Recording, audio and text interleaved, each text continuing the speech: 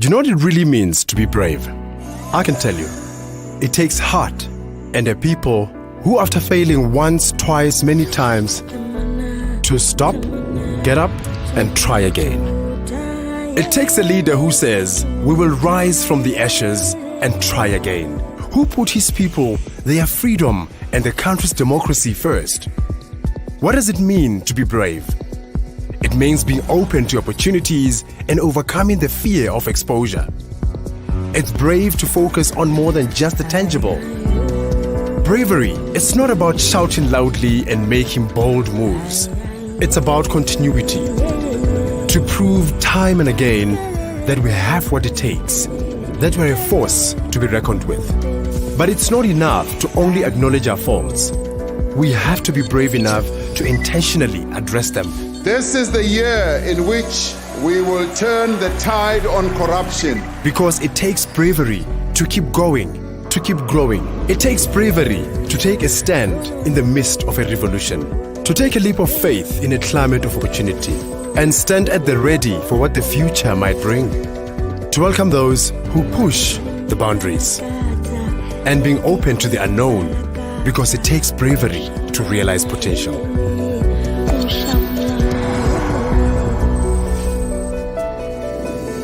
What I'm trying to say is that it's bravery that makes all the difference. Invest in South Africa, the brave future.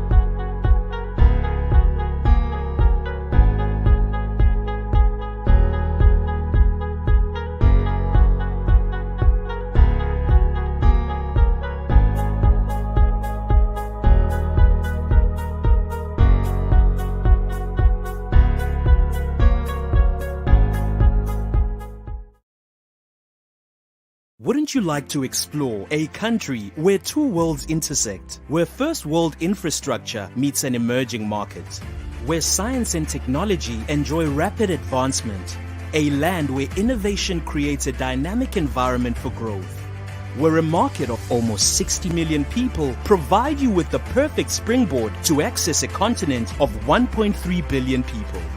Welcome to the future. Invest in South Africa. Excellencies, distinguished guests, ladies and gentlemen, the board of directors of Brand South Africa who are joining us today. Every year in August, South Africa marks Women's Month. The country pays tribute to the more than 20,000 women who marched to the Union buildings on the 9th of August, 1956, in order to protest against the extension of the past laws to women. This was a system that was meant to control women and to reduce them to passive beings at the mercy of men. In 2021, South Africa celebrates Women's Month under the theme, Generation Equality, Realizing Women's Rights for an Equal Future. The concept of generation equality is a global campaign and links South Africa's efforts to the global efforts for gender equality by 2030.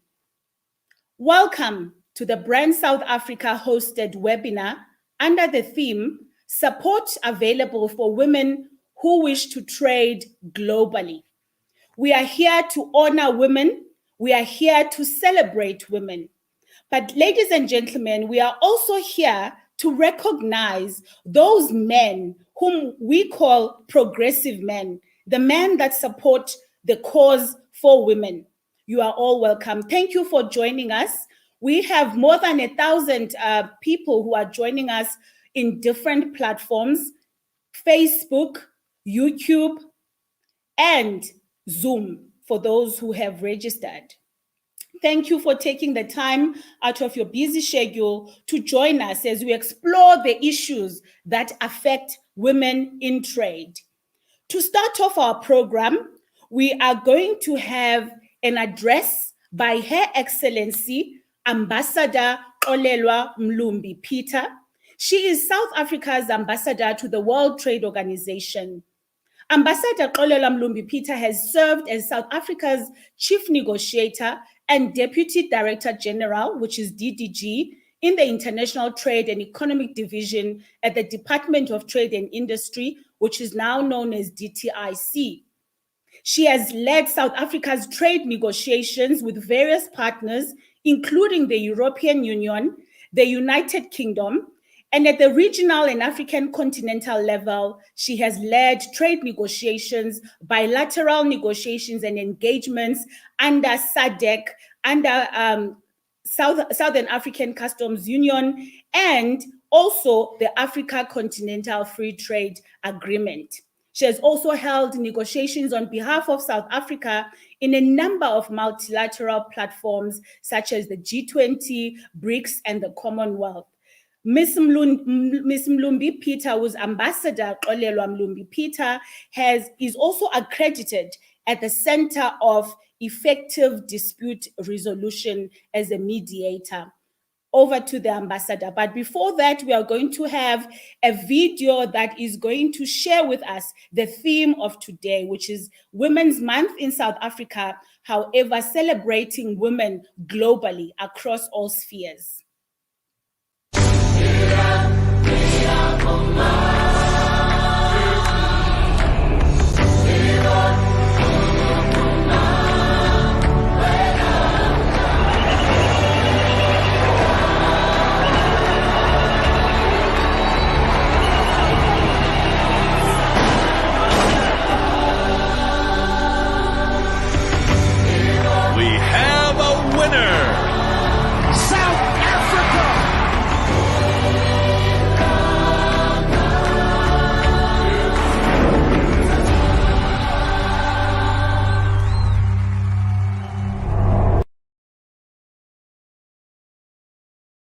Good afternoon. I thank BradSA for the invite and for the opportunity to be part of this important discussion. The high-level panel report on the economic empowerment of women states that investing in women's economic empowerment is intrinsic to achieving the Sustainable Development Goals, the SDGs. While SDG 5 may focus on gender equality, this fundamental issue cuts across all 17 SDGs. Hence, there can be no sustainable development without the economic advancement of women. An International Trade Center, the ITC survey of 20 developing countries reveals striking disparities between men's and women's participation in trade. Only 1 in 5 businesses that trade internationally are owned or managed by a woman. Such gender differences are generally attributed to the fact that female-owned businesses lack the resources that are needed to expand into global markets.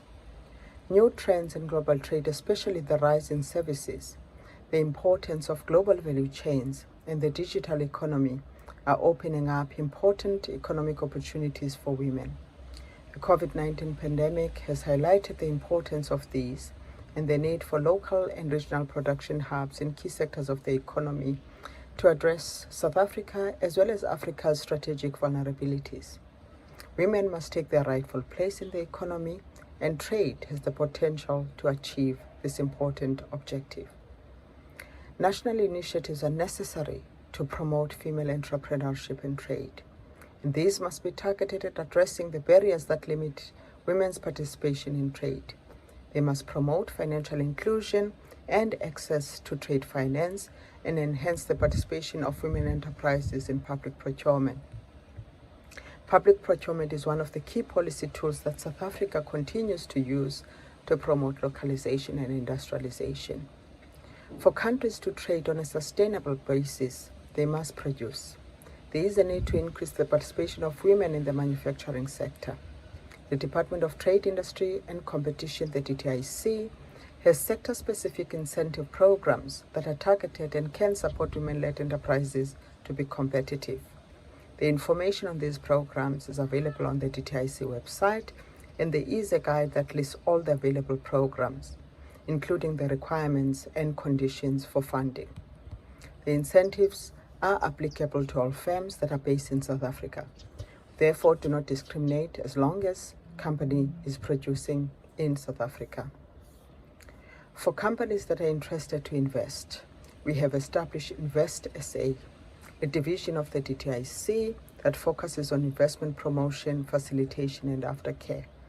It aims to improve the investment climate and ease of doing business. The facilitation and aftercare function is a dedicated service to coordinate, fast-track, unblock, and reduce red tape in government. Invest SA, therefore, serves as a one-stop shop for investors. In order to understand the global trade environment and the opportunities that it provides, one has to understand the global trade rules and specific standards to be met in exporting a product to a specific market, especially in relation to agriculture, which has applicable sanitary and phytosanitary measures. Both the DTIC as well as the Department of Agriculture, Rural Development provide support in this regard. The DTIC also has an exporter development program that assists especially MSMEs as well as women-led enterprises to access international markets. It also organizes trade and investment missions that give exposure to international markets. Distinguished participants, South Africa is a party to a number of preferential trade agreements that either provide duty-free treatment or preferential access to key strategic markets. In Africa, these include the Southern Africa Customs Union, which allows duty-free intra-SACU trade with a common external tariff applicable to goods entering from outside the Union. SACU includes Botswana, Eswatini, Lesotho, Namibia, and of course, South Africa. We also have free trade agreements with the Southern Africa Development Community, which includes 15 Southern African states. The tripartite FTA with COMESA, EAC, and SADC, which constitutes 2/3 of the African market. And we are also party to the recently launched African Continental FTA, which will enable free movement of goods and services across the continent, as well as unlock a market of 1.3 billion people. The AfCFTA is an important development that will spur growth across the continent. And even before the launch of the AfCFTA, the African market was very important and strategic for South Africa, accounting for over 27% of our global exports. Globally, we have the following free trade agreements: an economic partnership agreement with the European Union, an FTA with EFTA, which includes Switzerland and Liechtenstein and Norway, an FTA with the UK, a preferential trade agreement, which is a limited scope agreement that covers just over 1,000 tariff lines with South American countries through Mercosur, which includes Brazil. Last but not least, we have access to the US market through the African Growth and Opportunities Act, AGOA. And all of these agreements provide huge market access opportunities for companies that are based in South Africa. To ensure that trade enhances opportunities for everyone, regardless of gender, we need to assess the potential impact of trade rules and develop policy responses that are based on evidence. South Africa, therefore, does not believe in paying lip service to the integration of women-led enterprises, but believes in addressing the core barriers that affect the effective integration of women-led enterprises in trade. The World Trade Organization plays an important part, and we are part of the WTO, and it facilitates a conducive trade policy environment. The WTO is a forum where members, including South Africa, negotiate and agree upon non-discriminatory and facilitative trade rules that govern global trade. While none of the agreements specifically focus on women empowerment, the institution provides a transparent and predictable environment which protects businesses, including those that are run by women, from the risk and uncertainty created by opaque and unpredictable trade rules. The WTO is led by a dynamic as well as well-respected African woman in DG, Dr. Ngozi Okonjo-Iweala. More specifically, the WTO members are increasingly introducing national trade policy interventions that seek to empower women. Between 2014 and 2018, almost 70% of all trade policy reviews reported at least one trade policy that supports women economic empowerment. As I said, the WTO ensures predictability in trade. However, we are concerned that there are inequities and imbalances in some of the existing multilateral trade rules that constrain effective participation of women-led enterprises in global trade. And these lock in first-mover advantages to key industrialized nations. For instance, some rules diminish the possibility for technology transfer, some constrain the use of localization, which is a key policy tool for industrialization, or limit the policy space needed to nurture infant industries. These allow the first movers to keep leading positions in sectors of importance to developing countries or in emerging industries, including high-tech, knowledge-intensive industries deemed critical for future prosperity. For women-led enterprises to thrive and for them to be effectively integrated in global trade, we need to address these imbalances. And this means rebalancing trade rules and reform the WTO for inclusivity and development. This necessitates the recognition that trade is not an end in itself, but trade rules must be designed to raise standards of living, ensure full employment, and promote sustainable development and inclusivity, as envisaged in the agreement establishing the WTO. At an international level, the ITC has mainstreamed women empowerment into its work through the Women in Trade program. This initiative seeks to increase the participation of women entrepreneurs and producers in global value chains and ensure that they enjoy greater economic benefits from participating in international trade.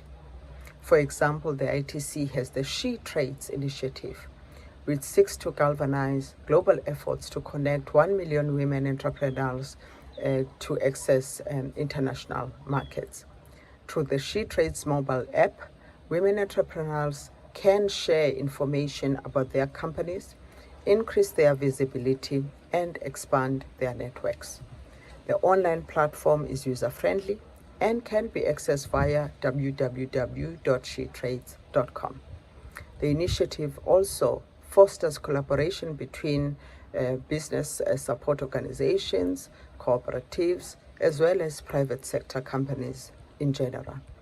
In addition, there's a global platform for action on sourcing from women vendors, which helps connect a network of over 50,000 women vendors to partners who collectively purchase goods and services that are worth more than $1 trillion US. And there are also intergovernmental or multilateral forums such as Women 20, which is an engagement that supports the efforts made by the G20 towards achieving inclusive growth and raises the profile of gender issues. And it also helps foster gender-related discussions and policy actions. In conclusion, national policy measures are therefore critical to unlock the participation of women in trade. And they continue to remain the cornerstone for promoting women empowerment and participation in global trade. We must also leverage multilateral platforms such as the ITC so that women are supported to understand the opportunities that exist in global trade, but also to effectively integrate into the international trade environment. I thank you.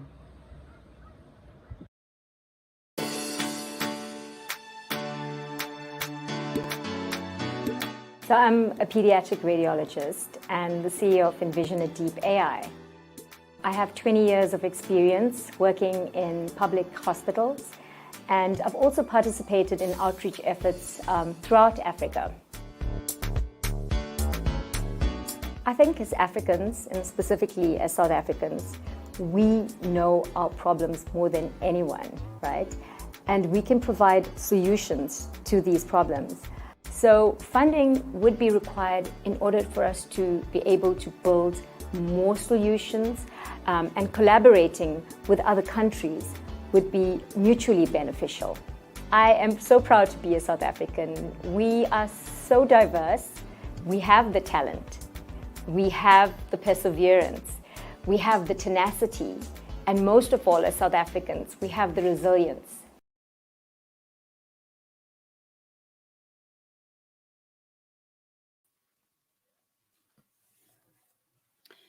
Thank you very much to the ambassador for that macro perspective in terms of women and global trade. Ladies and gentlemen, you will have seen in the visuals, in the video that we played, that there is a special stalwart who is depicted in the pictures there. This is because the year 2021 marks the 150th anniversary of the birth of the liberation struggle heroine and human rights campaigner in the name of Me Charlotte Manya Maxeke. So 2021 is regarded as the year of Charlotte Maxeke by the government of South Africa. So ladies and gentlemen, what we're trying to do today is to close the gap that research has revealed to us. We see that firms with majority female ownership are less in global markets than their male counterparts. And so there's been research that has been done by the OCO Global, and they say that there are 3 reasons for this occurrence. The first is that as of the end of last year, only 47% of women participated in the global labor force, in comparison to 74% of men. And the second reason is that globally, only 1 in 3 businesses are owned by women, and these companies tend to be small and often operate in the informal sector. The third reason that also Global states is that women-owned firms are vastly underrepresented in international trade, with only 15% of those companies exporting from their country. So this is the gap that we are trying to address today, to make sure that women are active participants and equal players in global trade. Now, to start off the conversation, we have our esteemed speaker in the form of Ms. Anne Githuku-Shongwe. She is the United Nations Women Representative for South Africa's Multi-Country Office. This is referred to as SAMCO in short. This is the office which is responsible for women's empowerment and gender equality in Botswana, Lesotho, Swaziland and Namibia, as well as South Africa, where this office is being based. Anne brings with her role 20 years of experience as a senior international development professional, including the United Nations Development Program across Africa, and also managing United States scholarships for African graduate scholars. And can you please share with us the programs that the United Nations, particularly UN Women, has initiated in terms of empowering women so that they can be able to operate on a global scale? Thank you so much, Pumela, and good morning, good afternoon to all the those who are present. And I just want to recognize the DDG who spoke so profoundly about the work, her work with WTO. And really just congratulating Brand SA for this opportunity. From us at UN Women, and you're right, we work with UNDP, we work with ITC, the International Trade Center, on their program on she trades. And so indeed, it is a multi-UN body that works on these issues of trade. But I do want to start by saying that UN Women, when the Continental Free Trade Agreement was first announced, UN Women actually conducted a study, which many of you would be able to find online, on the opportunities for women in terms of the Continental Free Trade Agreement, and really emerged with identifying opportunities in 3 areas. The first is women informal cross-border traders. The second one is looking at value chain analysis and where women can take advantage of regional and global value chains. And the third one is about affirmative procurement for women's participation in trade.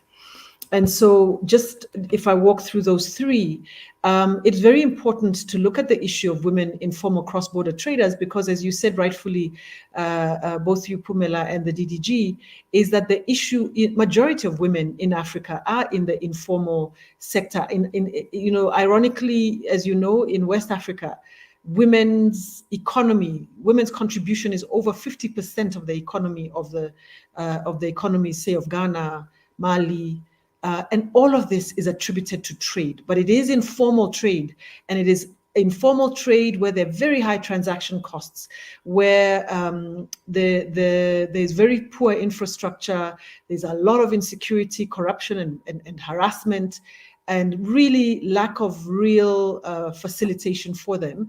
And so one of the big things that we've been working on, and we started partnering, for instance, with COMESA, to be able to look at how to create an enabling environment, even in terms of cross-border trading, for women to be protected in terms of sexual harassment, but also to give them favorable, trade regimens between, at the border. And because many of them are very small traders, that was even to try to create, a free access across the borders, and so really trying to remove some of the trade barriers and some of the trade tax from women businesses. So this is one of the big areas, and so we have different programs across. In Senegal, we have programs in Zimbabwe that are looking very much at this issue of cross-border trading with women in the informal sector, and have created, market opportunities by really trying to remove the barriers, but also just facilitating opportunities and simplifying trade regimes for women businesses. In fact, 3-4 years ago, we held a massive sort of fair trade exhibition that showed where women in cross-border trading are sitting. A lot of them are in agriculture, but they're also in small goods, and especially depending on which countries have, because of the challenges in the Zimbabwe market or in the Mozambique market, and yet you have a bigger markets in South Africa or Uganda, Tanzania, you find a lot of trading for needs that are, for the weaker economies from some of the bigger economies, just for regular needs, fast-moving goods. The other one really is around value chains. And if you look at the issue of the value chains, of course, the majority across Africa are in the agricultural sector.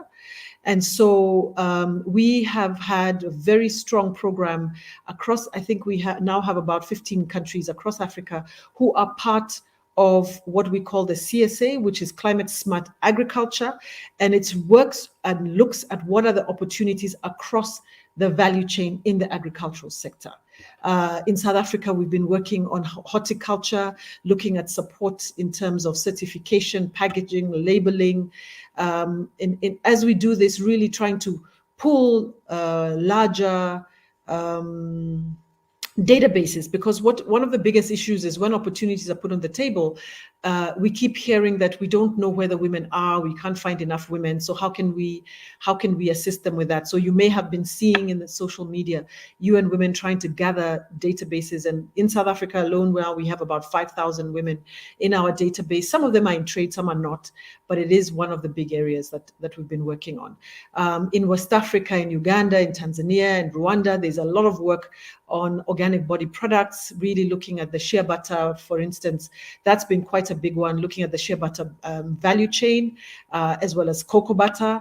Those are two big ones, trading with the US. And a lot of how we assist is really to support the quality control, but also helping them with some of the export documentation and making sure that we're facilitating and supporting the shipping processes. But this differs from country to country. And again, horticulture and fresh produce are two of the big ones in East Africa, including Kenya, Uganda, Rwanda, Burundi. And these are very, very important ones. But I think ultimately it's being able to really identify the value chains and make it obvious and accessible to women across all these value chains, because what we find is a lot of women don't know about the opportunities. I'm not sure what your experience has been with DTIC, but I would imagine that with a lot of the exhibitions, the trade missions that you hold with women businesses, that it's probably the same people who are going time and time again. So how to increase the baseline so that more and more women can actually participate across the value chain is one big area that we've needed to work on. The other thing, of course, is that the policy environment hasn't been very strong, and there are areas where there continues to be discrimination, which assumptions are built in trade that assume that you are large traders, that you're big enough, that you have the kind of access to financing which many women don't have access to. The third one, of course, is preferential procurement. This is one that we've been working on very closely in Kenya, in Rwanda, in South Africa, and we're very pleased that the President Ramaphosa put it on the table during his term of office at the African Union, and we now have that 30% preferential procurement on the table. For South Africa is 40% preferential procurement. But the big thing is ensuring that the guidelines, that the regulations are very, very clear in terms of women's participation. And so we've been working very strongly on the policy side to ensure that the preferential procurement opportunities are available for women. The other big area is information. Women don't know where the opportunities are. So being able to provide information to women businesses, but also building that database and then creating those linkages. And then finally, speaking of really investing in the private sector and in the public sector and getting them and requiring them to meet that 40% challenge. We had an excellent experience with local government where we were able to walk them through a process where they moved their preferential procurement from 3% to 40% within a 6-month period. So really it's working, as you said, Pumela, working with the men. Many of them are the procurement officers, they're the finance managers in local government, they're the ones who buy. And trying to make sure that they buy from women is a critical area, and really requiring that there is serious accountability and monitoring to ensure that both in the private sector and in the public sector, this is paid out. So this really is the story of the areas that we've been working and really trying to unlock what we've seen are huge barriers in the Continental Free Trade Agreement, and ensuring that trade information portals are put in place, that the regional single window systems are enabled, that the certification of goods and services are available for women, and that free trade areas are encouraged more and more to ensure that women businesses, however small, can actually leverage those opportunities. And so investing in small women businesses is one thing, but investing in those who buy from women is a bigger one, because if they open up their doors, and as you said, that 45% of women are absent, the men who lead these institutions, if they were to make the commitment to buy from women, and buy at 40%, 50%, and not 1% and 2% as we know, then it changes the game entirely, and women businesses will have greater access. We're working across the region. We have programs, including in Southern Africa, in Namibia, in Eswatini, in South Africa, and Botswana, that we're working with UNDP. So this is, all these areas that have been coming through are ones that we're doing in the region. So I'll stop there and wait for the questions later. Thank you. Over to you, Pumela. I think from your presentation, what we get indeed is that when more women work, economies grow. And I hope that the rest of the speakers will also touch on the term that is called pink tariffs, those tariffs that disadvantage women. And I also like the fact that you are calling for male allyship. I mean, in 2020, we woke up to this word allies, that we need allies for every cause that we are trying to achieve. So for the women in global trade, we need men allyship. That's why when some men asked me if they could join this webinar, I said, certainly, with pleasure. This is just to honor and celebrate women. However, if I may put it plainly, we are in this together. Thank you, and we will come back later for questions. For now, we will go to our next speaker, which is what we call her Madam President Sindi Mzamo Tshabalala. She is the president of the Circle of Businesswomen. President Sindi Mzamo is the founder and the president of the Circle of Global Businesswomen, a global women organization that elevates African women in global forums and platforms, and is aimed at creating a platform for women to trade, to connect, to learn, and to go global, if I may put it that way.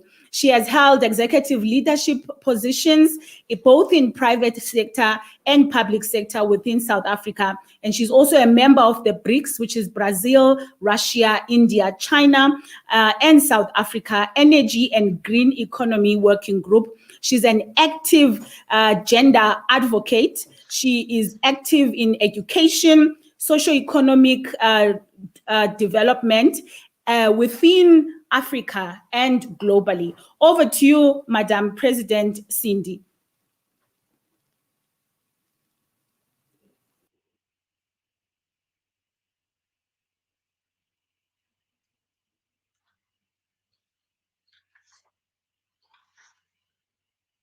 Your Excellencies, Ambassador Xolelwa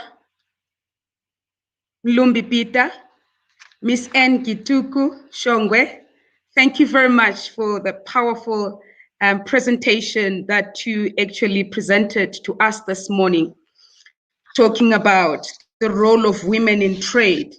Indeed, we are humbled and honored as the Circle of Global Businesswomen to participate in this powerful presentation that take women to the next level in terms of trade. As the Circle of Global Businesswomen, we are a network of intelligent and innovative women in the marketplace, and also working with all women formations in the global fraternity. And I would like to actually thank the South African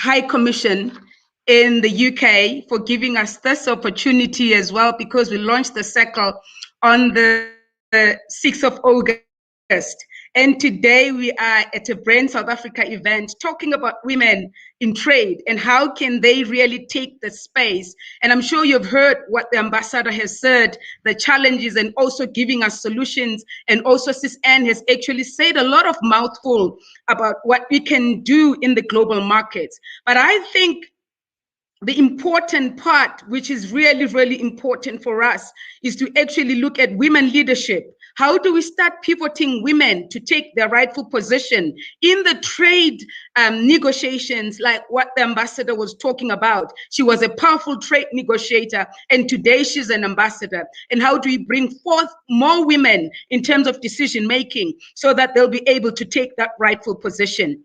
And also, as the Circle of Global Businesswomen, I'd like to actually get straight to the programs that we are working on as we speak right now with our sponsor, the French Embassy.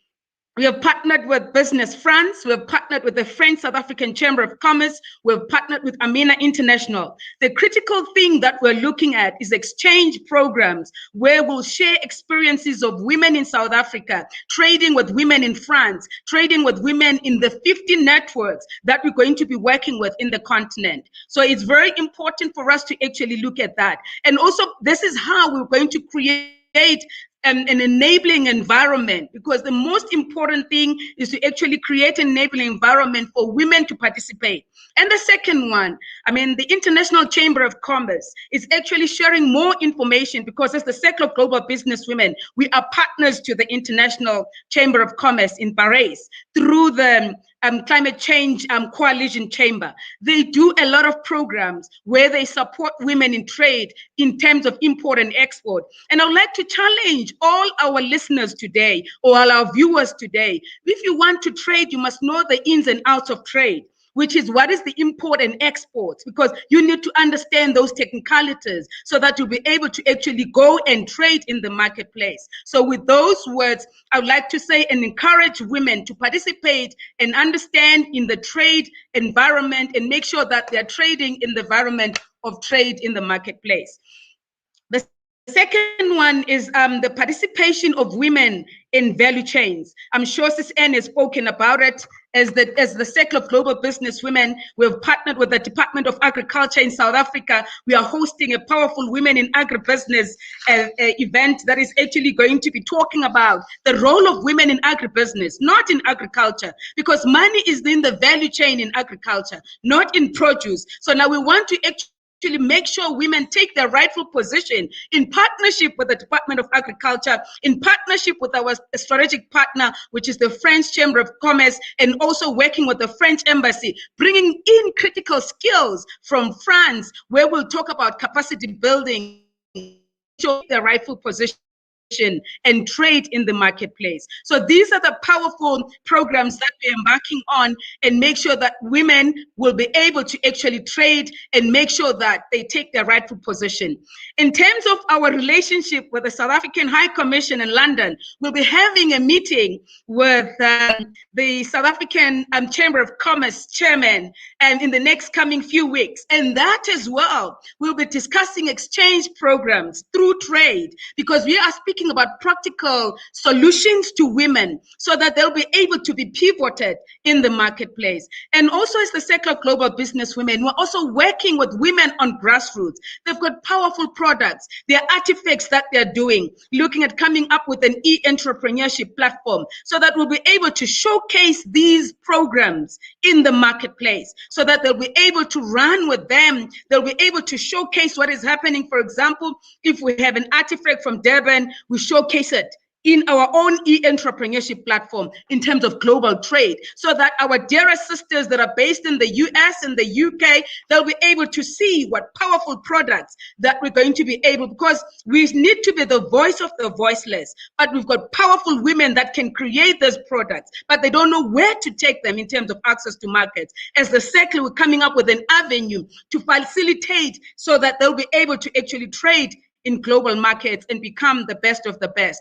So with those words, I'd like to say, we are indeed humbled and honored. We are coming with more programs at the Circle of Global Businesswomen so that women will be able to actually facilitate and come up with trade opportunities and make sure that they trade with dignity and honor. I'd like to say, indeed, South Africa is alive with possibilities. My Act for Equal is achieving, women economic empowerment through access and control over economic resources. We just seen on Monday, the Department of International Relations in South Africa launching Mama Charlotte Maxake's Economic Rights Justice initiative that will also bring women in the continent, where women will be actually doing trade fairs, where women will be also exchanging programs, not only looking into the continent, but access to global markets. But I think what Sis Anne mentioned in this platform, the key thing is access to information, how women get this information.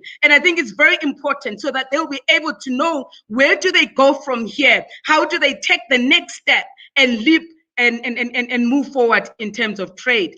And also, in my last parting shot, I can't leave without saying what I have to say. I'm the co-convener for the Economic Justice Rights Coalition in South Africa. And we've seen what happened in Paris on the 2nd of July. So we are also in this global, platform, encouraging commitments, encouraging partnerships with women organizations, with global women formations that can partner with women so that they can open up those doors for them to be able to trade so that we can be able to participate. But also my last parting shot as well, I would like to say that it's very important for us to also look at strategic, partnerships with the World Economic Forum, with G8, with G8, with G20, so that when these platforms are taking place globally, the voice of women is there, the voice of women is heard. And I know they are trying, our global leaders, to make sure that women are actually participating inclusively in these platforms. So would want to actually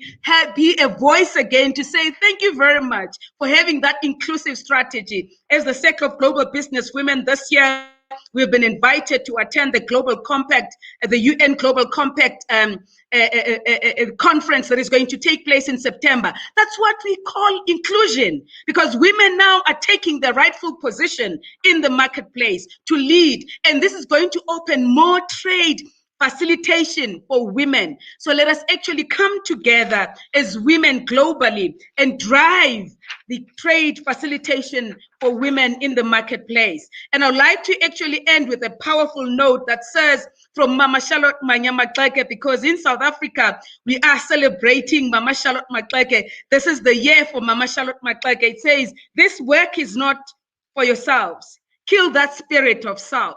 Do not live above people, but live with them. If you can rise, bring someone with you. And that's a spirit that I want us to live in this platform. Let us go and encourage all women that are connected to this platform today. Let us go encourage other women so that they'll be able to actually participate. Don't stay with the information that you've got today. Please pass it on so that each and every single woman will be able to be educated with the information that we have. And also, I'm proud to say, when we launched the Circle of Global Business Women on the 15th of April as our sponsor, the French Embassy, and thank you very much to President Macron. Thank you very much to Ambassador in South Africa for partnering with us as the Circle of Global Business Women to realize, our dream to connect with other gentle giants globally in terms of trade as a global women organization that is based in South Africa and in Africa.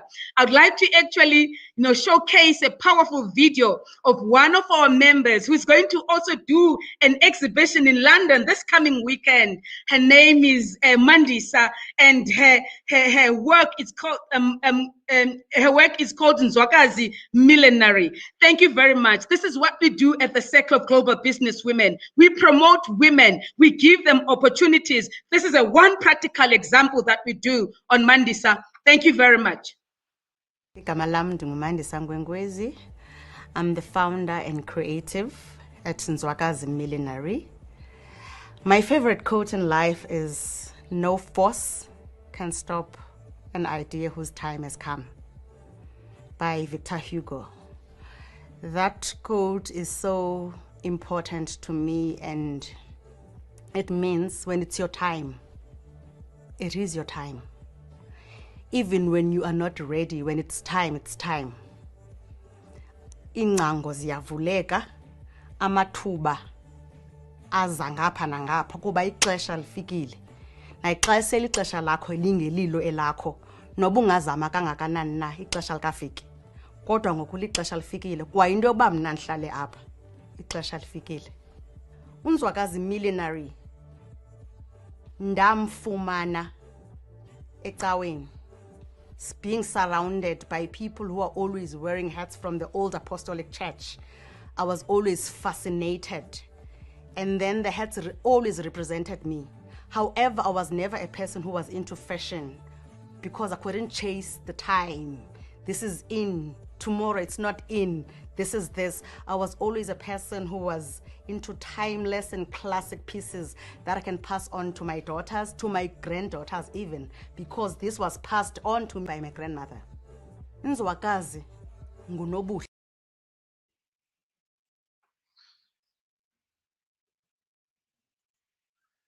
Thank you, Madam President of the Circle of Global Business Women. I think through the Circle of Business Women, we are learning that women who are participating in the economy have a positive impact on many aspects of the economic ecosystem. We learn that women hire women, and successful women become role models for the younger generation, and that there is more gender diversity, which leads to more diverse opinions and ideas and more innovation when women are encouraged to participate. And what we realize is also that empowered women focus on education for their children, and they also open more doors and access for more women. So thank you for creating this circle that is global, that women can tap into. We've got questions that are coming already, and we will make sure that we answer the questions at the end of when all the speakers have spoken. And speaking of generations, our next speaker actually is a young woman, because we felt that it's important that we bring in the voice of young people to this conversation so that they can share their journey. Her name is Athi. She's a young global South African who is based in the United Kingdom. We wanted to be the voice for the youth. We wanted to be the voice for young women. Athi, ladies and gentlemen, holds a master's degree in actuarial science from Heriot-Watt University in the United Kingdom. She also holds a BSc in mathematical statistics at the University of Cape Town. Professionally, Athi has worked as an actuarial analyst at MMI Holdings and another company in South Africa.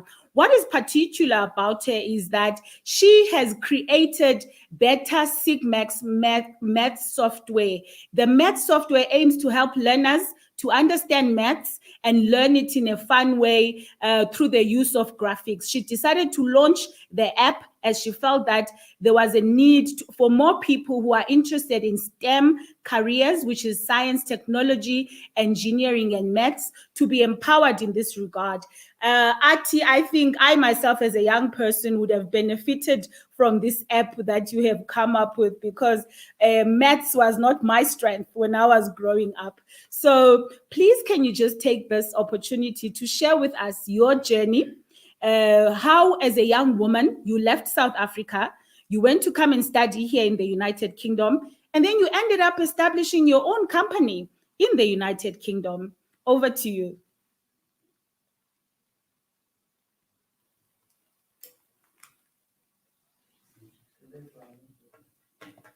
Please unmute. Okay. Thank you so much, Pumela, and thank you so much to Brand South Africa for this opportunity. So as a matter of introduction, I'm from the Eastern Cape in South Africa, and currently I'm based in Scotland. So I'm the founder, as Pumela mentioned, of Beta Sigma X, which is essentially a math software, which is really created to help learners improve mathematics.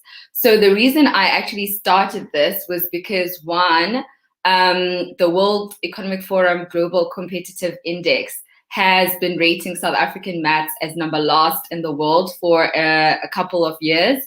And coming from a STEM background, we have realized that, you know, mathematics actually acts as a barrier to entry to a lot of careers at a university level. So there are a lot of learners who would be interested to become either actuaries, accountants, engineers, you know, data analysts, and so many more, but they usually are not able to get into those opportunities mainly because of their mathematics or how they are performing in their maths. So, which was one of the reasons why we then decided to launch this for primary as well as high school kids. And also, if you realize currently right now, we are in an industrial revolution where we are in the fourth industrial revolution where, you know, the way we use technology is changing, the way the skills that are needed for the future are also are changing as well. And in order to participate, especially for young people, to participate effectively in this 4IR revolution, we have to ensure that their skill set is actually improved. So yeah, so that's basically the history about why I decided to create the social impact startup. So my journey is, initially I had started the startup in South Africa where we had done a couple of pilots. And when I moved to the United Kingdom, I was given an opportunity to become part of the World Bank Youth Summit, which I was invited to by the World Bank in Washington, DC. So at the time, that was in 2018. And at the time, the World Bank Youth Summit was focusing on using educational technology to increase human capital. and which is the skill set of people currently in developing as well as developed countries. So what that signified to me was that maybe the work that I was doing with Beta Sigma X actually was impactful if I would get such an invitation. And when I completed my master's degree, I got an opportunity by my business school, which is the Edinburgh Business School Incubator, to actually incubate the startup for scale here in the UK. And the main reason they wanted to do that was because they felt that as much as the product is mainly focused for South Africans learners, there was a similar problem here in the UK where a lot of learners didn't gain entry to STEM because of how they were performing in mathematics, and they liked the fact that we were using interesting technologies. So then I got this opportunity with the incubator to then be based in the UK, and which is now, I think that started in 2020, and then it's still currently going on.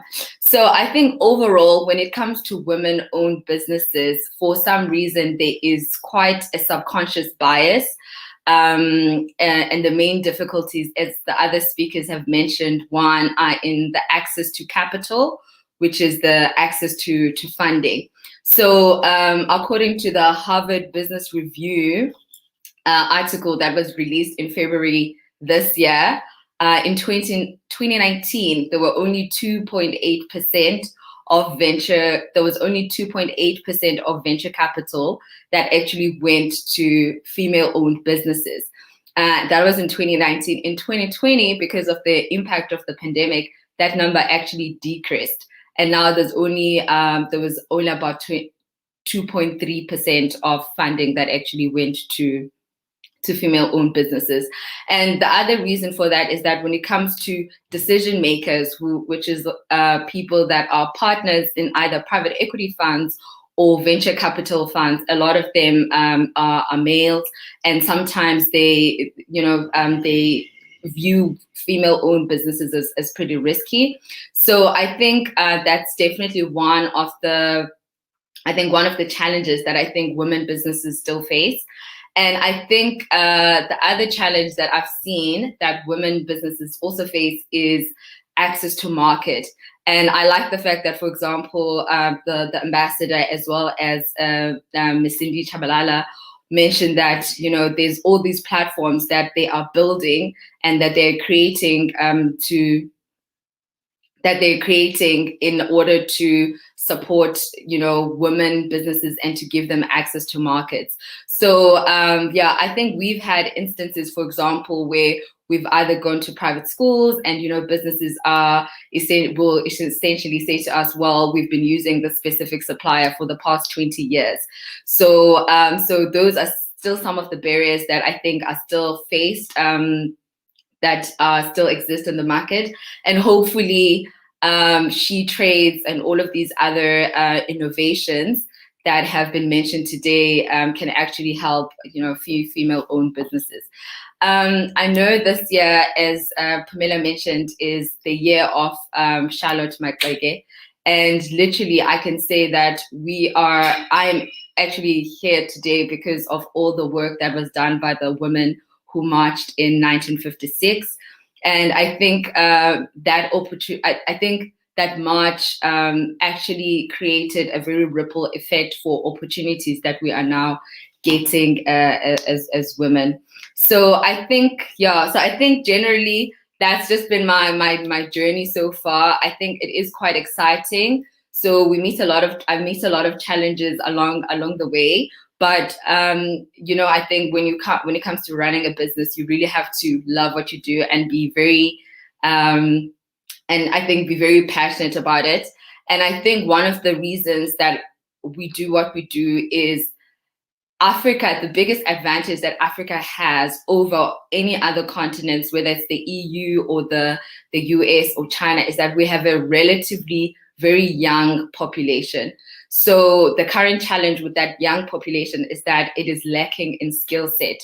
So, and right now with the Africa Free Trade Agreement coming into play with about 52 member countries, it's currently the biggest biggest agreement. So in order to unlock that effectively, we need to increase our human capital, and I think that is the reason why we're doing what we're doing.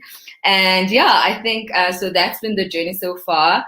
I think as a parting shot, what I would say is that, you know, women have made, I think, a lot of strides in their businesses, and really things such as increasing procurement and really supporting women businesses financially and giving them access to markets is I think quite fundamental. And also it is quite important, I think, to include young people as well as women when it comes to policy making and policy making decisions, because when policies are made that then come to market and women are not there, then generally we can see pretty much some biases. So yeah, so I think so far that has been my journey. It's still growing because our startup is still pretty much very early stage, and we are hoping to, you know, be growing across South Africa as well as the UK in the next year or two. So yeah, I think that is. Thank you for the opportunity. Thank you very much, Athi. It is great to see young people rising up to close the skills gap, particularly in the area of science, technology, engineering, and maths. So well done for what you are doing. Some people refer to you as a maths boffin. So big up to you, if I may use young people's language. Thank you, Athi. We'll come back to you in terms of questions. Now, we go to our next speaker, ladies and gentlemen. Her name is Renchia Droganis. She is the founder and the CEO of Africology. Metaphysical therapist, healer, innovator, Renchia Droganis is the CEO and founder of Africology. Informed by years of scientific research, scientific studies, and her natural healer intuition, Renchia has created an authentic spa range that comprises of organic, fair trade, and ethically formulated products. Renchia manifested a journey of growth, combining her inherent love of healing with determination to create an authentic business that would uplift herself and those around her. So through her authenticity, she expresses it through the work that she does with Africology, and she takes this through even in the manufacturing process in terms of the ethos that the company has. And with passion in her heart and a clear and powerful vision for the future, Africology now distributes to over 350 five-star spas across the world. And Africology continues, ladies and gentlemen, to be Africa's leading natural beauty and skincare brand. Renchia, welcome. Thank you for joining us. Can you please share with us how you moved from creating bespoke skincare products containing essential oils at home to manufacturing on a large scale and supplying over 350 five-star establishments?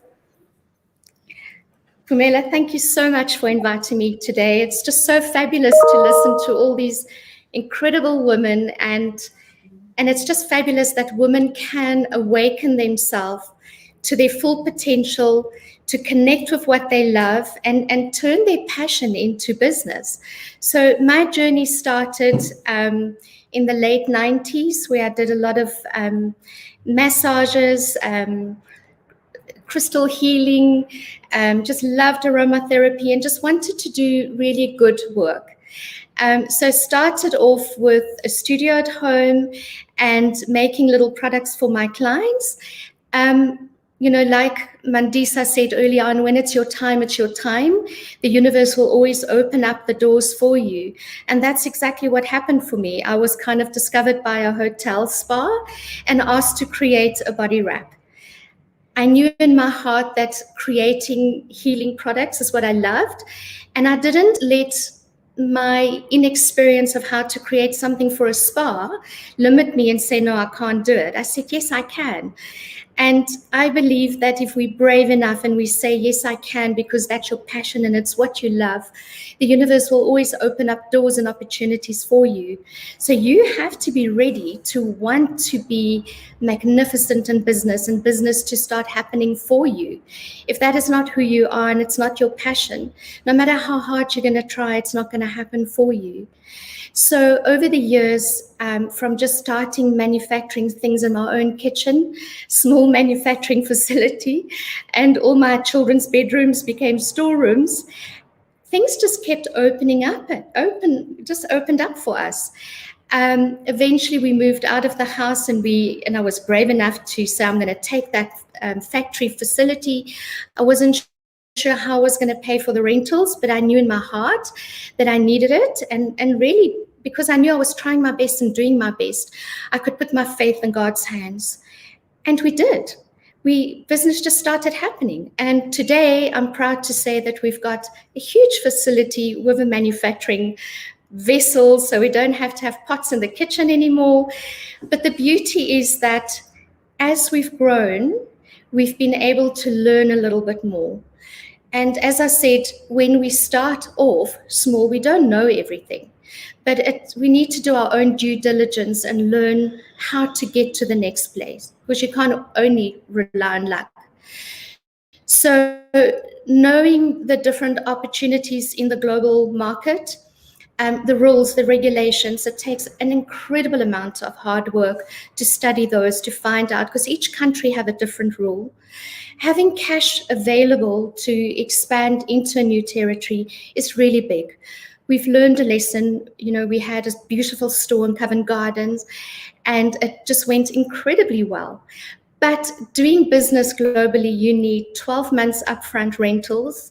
So if a pandemic like COVID happened, do you have cash behind you that can sustain you? These are very important investment planning that's needed when you want to do brick and mortar overseas. But times have changed and online has become the new norm.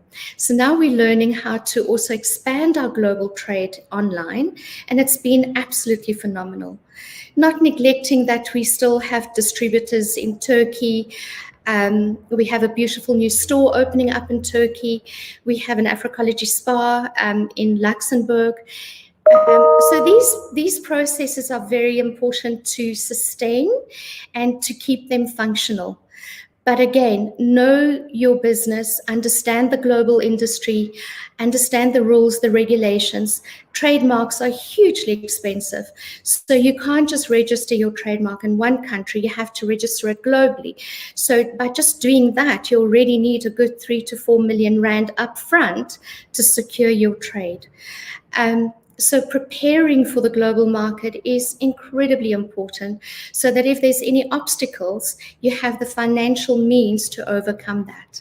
So be brave, be well educated, don't stop researching, and you can do that. And that's my story. Thank you so much, Renchia, for sharing your story. I think what is key to what you just said and what is encouraging to most women is that you have said, number one, start small.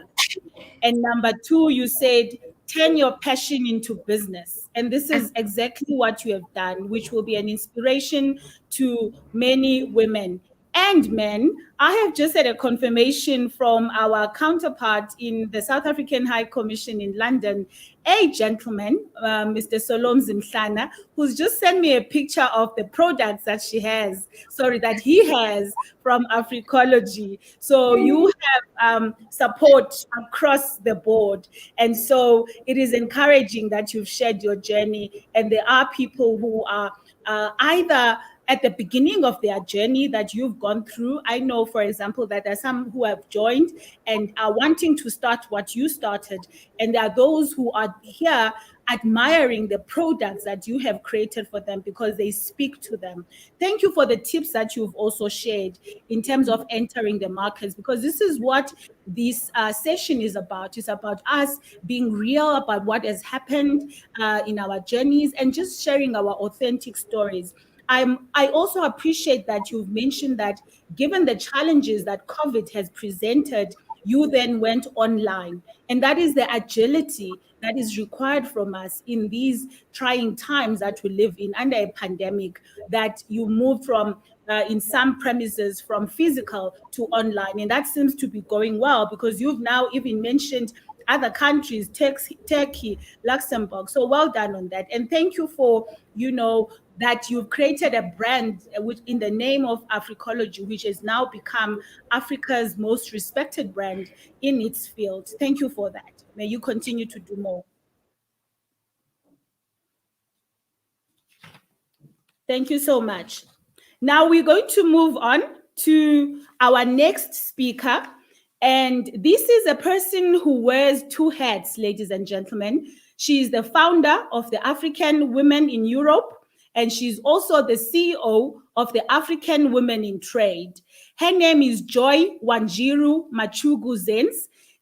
Joy Wanjiru Machugu Zenz is the founder of African Women in Europe. She's the CEO of African Women in Trade and Africa Market in Europe. She's the chairlady of the African Women in Europe Diaspora, and she has received several awards, including the African Business Support Award in Amsterdam. She's also won an award for being an African Diaspora Living Legend in Germany. She's also the author of books which share true stories of experiences and reflections of women who are based in the diaspora. And she's also, we appreciate what you've done, because you've mobilized other women so that they could take their remittances in a way that they could develop their home countries. And in this particular, you made sure that you gather women from Kenya, which is your home country, whilst you're in Europe, to be able to, what we call in South Africa, to plow back into their country. It's a pleasure to have you, Ms. Joy Zenz. Over to you. Share with us what your organizations are doing and how women can tap into this network and the wisdom that you have around women and trade globally. Thank you so much for having me on here, and happy Women's Day, Happy Women's Month, the South Africa. And I'm actually delighted to be here celebrating another women's achievement, knowing like 31st of July was the official African Union Women's Day, that 31st, and we celebrated with a lot of excitement of women achievement. And I'm one of the women who are very passionate about women, and especially being diaspora, as you said, I'm based in Germany. And I also want to applaud you as well, Pumela. You do amazing work. You're representing exactly who we are as African women in the diaspora, meaning basically here in Europe. I'm going to share with you what we have done, the good practice as African diaspora, because I think this should also go beyond just us. As you heard from all our listeners, we need to encourage more women. We need to share more information. By sharing best practice is the best way to do. As you all know, some of you, is that I'm a woman of action. So I have really worked with a team of women that we do together to work to make sure that we improve ourselves here in Europe, at the same time also improve back at home. So I'm going to share the best practice, what we have done, and I'll be sharing my screen. I hope you can see that. And the whole idea is to know why the African diaspora are the bridge to the African economic development, and especially the women. So in this area, I'm going to share more about our vision, how we started around 15 years ago. So we started officially on 2008, registered here in Germany, and our aims of objectives were reflecting according to what we needed. So this is very important, the design thinking of finding out what our issues, what do we want to solve. And all these objectives and aims, they didn't come up all together. We all started with finding out, empowering each other, supporting entrepreneurs, because we have a lot of entrepreneurs here in Europe, but nobody knows about them. So we started reflecting a positive image of a woman. Some of you have been in Europe, you know how the image is not well reflected during those days, but it's improving by showing out, showcasing who we are, and sharing information, which is a very big issue when it comes to women, and also the whole generation, because when information is shared, it's more useful to more people and encourages more women to be able to access this information. This is the area that I will talk a lot in the both aspects that I'm going to share today. And connecting, forming partnership is one of the best parts that I love so much. Women connecting, just creating a platform where women can find each other. UK, Germany, Holland, Switzerland, Norway, amazing women doing amazing work in all areas. And how we do that, we also meet because we are women, we want to get to know each other. We have events, awards, acknowledging what the women are doing. And this is so important because knowing the competition here in Europe is very high. We need to recognize women, what they're doing in the area. And we also combine it with conferences and workshops. And these workshops are actually tailor-made to empower the women in areas of their needs. It could be businesses, it could be how to start trading, like now that we're going in this area, after Africa Continental Free Trade area, which is a very special area. I'll talk about that shortly. And then also working, performing, also giving out classes. We have a lot of courses that we can share, skills that we have gained here in diaspora. How can we share within ourselves, and also about in our communities back at home? So we do have also all these, and GPS mentorship. Mentorship is a very big thing, especially when you're coming to Europe. You don't want to come from a scratch. And all this comes out together because you also bring out the best out of it in terms of writing and sharing with you that you can read, as the book was mentioned there earlier by Pumela. And so investment is one of our last that happened over 10 years, after 10 years at anniversary, where we decided we are going to now go back home. What can we give back? And what are the opportunities that are there? Some of these projects that are in the African women in trade in Europe is something that I've developed according to the needs and the want of the women. So going back to the objectives and the end, these are some of the products that we have at the moment. We created a platform where we could talk whatever we want on our app. We have the African market in Europe, where now our members can put their products there, because they have a lot of wealth of it. And sometimes it's very hard to know where to get this information. So we created a space for that. And our academy is the one where we share skills and knowledge as we really get into knowing what specialties or which areas can we help the women in. And apart from that, there is the Africa Women Diaspora Circle for Kenya. So I know when you go back home, I can hear all of you, even Pumela is going to South Africa, branding South Africa. So we also have to go back where we know best, because that's where we can start very well. So we started with the Awe Diaspora Circle. Actually, this is also in South Africa. I came to realize after mingling with people, you realize there's so much potential as diaspora you can gain in investing together collectively, knowing how much the remittance money we're sending back home is going to use for consumption. How about empowering ourselves, working very hard, creating wealth for ourselves, and also supporting entrepreneurs. The specific part of the Diaspora Circle is to support the entrepreneurs in Kenya, getting funding and finance to be able to continue in their next stages. And there's a lot of achievements that we have achieved through that. As you can see, we launched the Our Book Volume 1, and that's the one you see there. The Volume 2 is just released today, actually, no, 2-3 weeks ago, and that's the book that you see here. Another women volunteering, sharing their stories. These are also entrepreneurs and also women doing amazing work here in Europe and as well across the globe of the world. So we're also having awards, and we shared this very powerfully through awards last year. Oh no, actually it was this year. It feels like a long time ago. We were 64 women doing amazing work, not only here in Europe, also in Africa. These also being extended in different areas. But how are we as a women, as a diaspora, looking at this opportunity is in Africa now, and especially like now we're going past a post-pandemic period.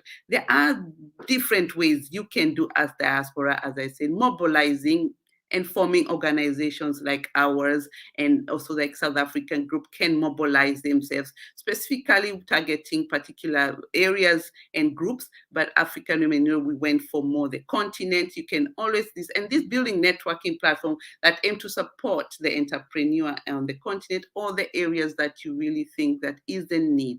And as sharing diaspora skills and knowledge, there's a lot of wealth that diaspora can really share. I'm not saying the diaspora to go to Africa to really come and bring all the European way of life, because we don't believe this is what would work there. The solutions, what we believe, is down there, listening and learning. And this is where I'll be talking about more in the area that how we did it and how you can also gain from that. So there's a lot of strength in this as diaspora. So if you're listening from me, living in UK, in Germany, in Switzerland, or even in US, there is a lot that you can do when you come together and having the bicultural way. Being born in Africa is an advantage, and being here in Europe, you pick the best of the part. And I believe the diaspora have the best package, the culture that will bring the development, the continent in a next level.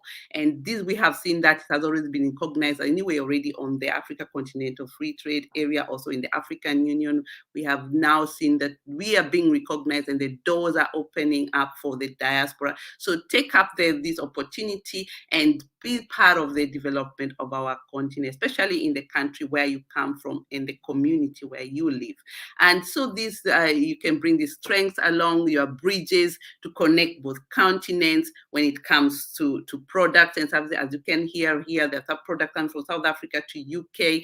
These are something that you can do. And I'll share the best practice, what we have done in the past years. So also, we also think about all this is not possible. We do not have support from the government support, especially where we come to building connections, especially in the trade.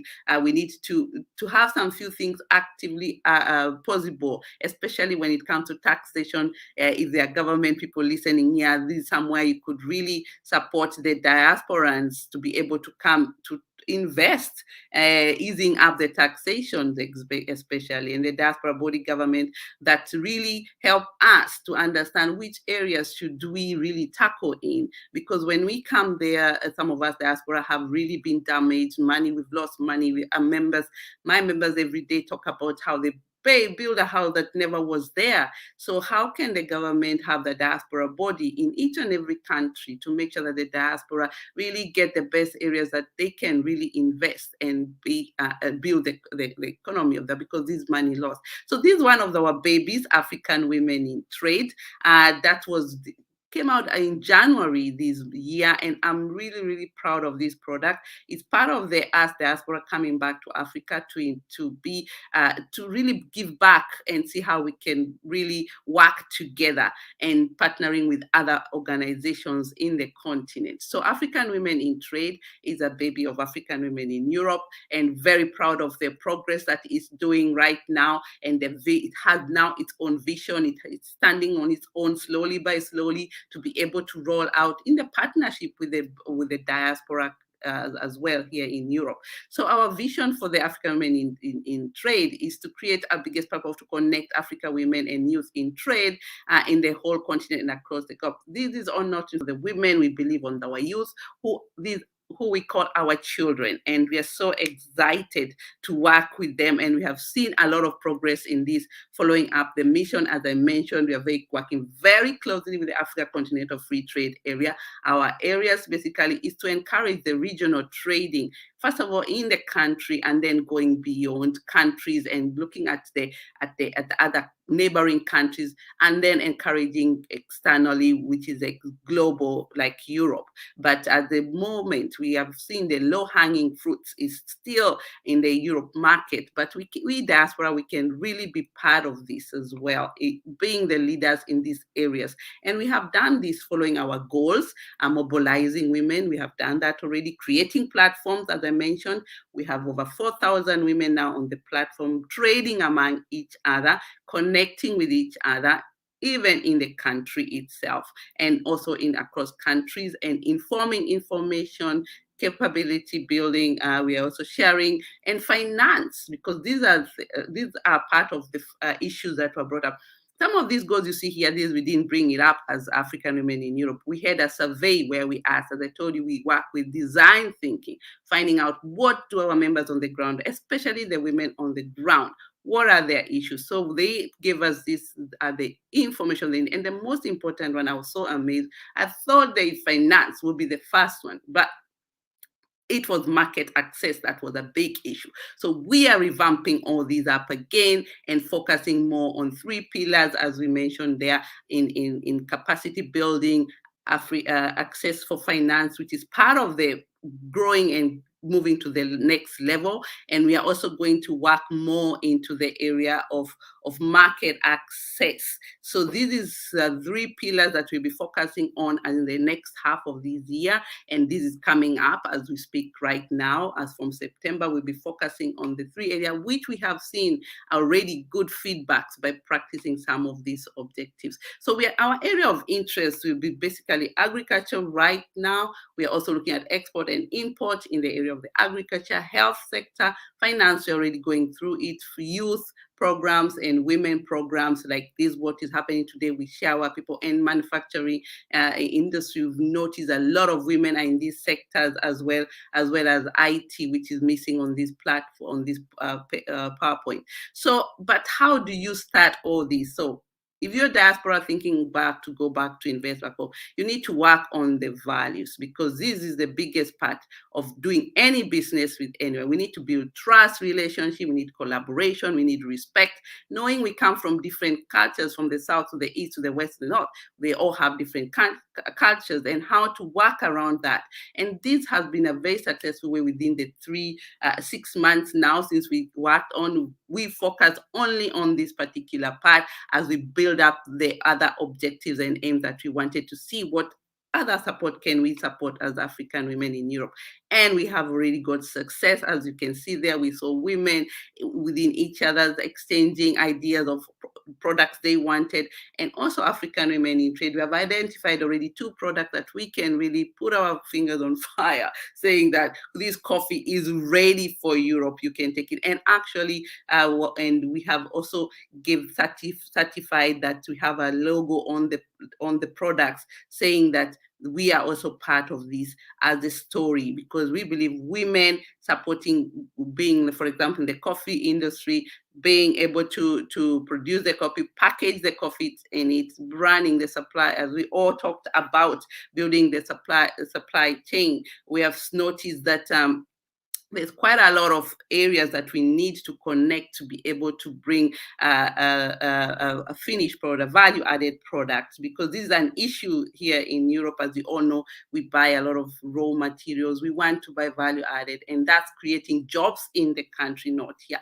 So this is one of our philosophy as well. So Master Tea is another one from Nigeria. This has already moved from South Africa, from Nigeria all the way to South Africa, already selling there. So if you're a friend of Master Tea, and they have very, very good teas, and these are more healthy teas, so you can also check on that also on our website and also on their platform. So another part that is also good, that we are, as diaspora, we have so many opportunities here, and as we were told by the UN Women representative, Madam Anne Githuku, she's mentioned that we need to pass information to our women. And these are the kind of opportunities. We hear a lot of grants going on here. We receive them, okay, there's this opportunity, but we don't know who to give these opportunities to, or how do we connect with the people on the ground. So these are opportunities where now with the African Women in Trade, we have already spotted one, and we have seen a lot of diaspora partnering with businesses back at home. My sister is already having cows at home, and others have started small businesses with the grants. These are all free grants going on from Germany, Switzerland, France. And if you're still interested with this, you can follow us. We always give this information. The program is still going on. So it's a very powerful way where the combination of the diaspora and so you're asking now, how do I get started? Yes, yes, the time to start is now, right? Invest in government bonds. So many different way of investing at the moment. if you are not ready to start a business. Like I was mentioning, in most of the countries in Africa, the interest rates are very high. The government are using these money bonds to be able to create infrastructure that is very much needed at the moment as we follow up the Africa Continental Free Trade Area. It will not be possible if we don't have roads and all that. So that way is already one way you can start supporting Black businesses. Let's start buying products from our friends, from African shops here in Europe, even online. And this is the way we can also support them and find out investment opportunity for African businesses in your area, selling their product. Like now we have a coffee, we are looking for Diaspora it's already on the way. I think it's already in Europe. I'm just supposed to wait to receive my first coffee samples so that we can start selling them here in Europe as a product of our own. So there's so much outside there. So I'm encouraging you, Diaspora out there, and the combination with the women in Africa doing businesses, entrepreneur. Check out on us. That's our connection, Africa Women in Europe.eu. I think one of my colleagues shared the links already on the chat so that we can. So thank you so much for this and allowing me the opportunity to come share about who we are and what we do. And thank you so much, Pumela, for that. Thank you very much, Sister Joy. You will notice, ladies and gentlemen, we call each other sisters because we have become this circle of women who support each other across the world. You are also welcome to call her Sister Joy. And as much as she is also then the CEO of African Women in Trade and African Women in Europe, sharing with you practical examples and practical details of how you can become part of this network. And this was what today was about, ladies and gentlemen, that you must come out of here knowing the kind of support that you can have for you to be able to go global. Sister Joy, I think you've also answered through your presentation a question that came from Facebook from Makhatebe Mamti Bungane, who had asked if she can be, taught how to gain access to global markets. So I think, Mama Makhatebe, where you are, you have been answered. And as I've indicated in the beginning, we have more than 1,000 women joining us from different platforms, from YouTube, from Zoom, from Facebook, in different, organizations. So we are grateful for your presence here. We don't take it for granted. We want to ensure, using a South African local term, we want to make the circle bigger, if I may put it that way. Without further ado, let's go and see what's upcoming. And then after, we're going to have what we called our bonus speaker, who is going to be sharing on her journey on how she moved into being an award-winning international businesswoman. But after this video, that will be inviting you to something else that's still more exciting. Join Africa's largest trade and investment fair in South Africa. Intra-African Trade Fair gives you access to more than 1,100 exhibitors and 10,000 visitors and buyers and more than 5,000 conference delegates. More than 55 countries participate in trade and investment deals worth $40 billion as business and government come together to explore business and networking opportunities at the international exhibition. Brought to you by the African Export-Import Bank and their premium partners, the IATF 2021, Transforming Africa. Wonderful. You see, all roads are leading to South Africa in November for a bigger platform that will be discussing trade and investment amongst different countries. So you are all welcome to come to South Africa for this international conference. Now, we have been promising you that we have a speaker by the name of Penny Streeter, OBE, who was given an award by the Queen, award by the Chamber of Commerce in the United Kingdom. She really is an award-winning international businesswoman. Her story is humbling. She's one of the most successful women entrepreneurs in South Africa and the United Kingdom. At one time, she was living in a home as a refugee with 3 children, and she has since built a business empire from a startup out of sheer hard work and tenacity. Her medical recruitment agency, A24 Group, which she founded in 1996, achieved rapid growth through an outstanding business model that she created. And now the firm employs a number of healthcare professionals in the United Kingdom and in South Africa. And since 2016, Penny has built a major wine, hospitality, and leisure business across both countries by the name of Benguela Collection. Penny, welcome. Thank you so much for joining us. Your story is very touching. I mean, at one stage, you were a refugee in a home with children in the UK, and now you have the OBE title next to you. Those who are in the UK knows how important this title is, as it can only be bestowed by the Queen. So tell us, what does it take to make it out there? What have you learned in the journey? What are the do's and what are the don'ts? Okay, fantastic. Happy to tell you, share all of this with you. Effectively, my story, Pumela, started off, basically, I was born in Zimbabwe and I was educated in Alberton in Johannesburg.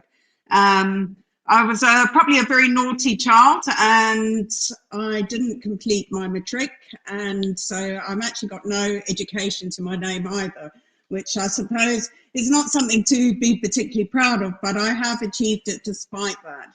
I'm going to, as you've mentioned, I'm the founder of the A24 Group. It's a business that I founded alongside my mother 25 years ago. And we founded this business in the UK at a time when, you know, neither of us had nothing. Our story, if I jump back a little bit further than that, we actually started our first business when I was 19. Again, it was myself and my mum. And, you know, we went headlong into this business and bought everything that we possibly could to, you know, I don't know, nice office equipment, etc., got bank loans. And unfortunately, sort of the economy in the UK at that time collapsed. There was a big property decline and our business went bust. And it was a very, very traumatic time for us. What I did is I picked up my children and came back to South Africa, and I was working in Johannesburg at that time with my sister co-running a restaurant. So that gave me a bit of a hospitality background.